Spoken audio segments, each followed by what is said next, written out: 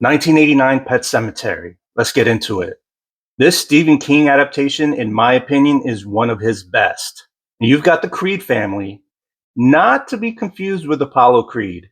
You've got Lewis, Rachel, and their two kids, Ellie and Gage.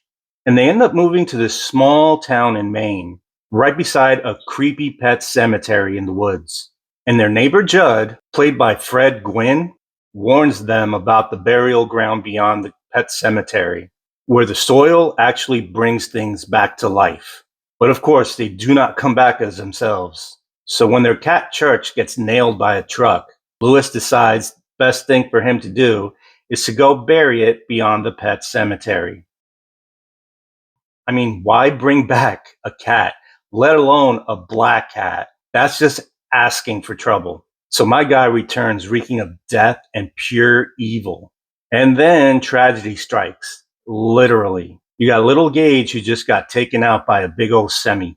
And Lewis, a grieving father, decides it's the best idea to put his son in that burial ground to bring him back. Bruh.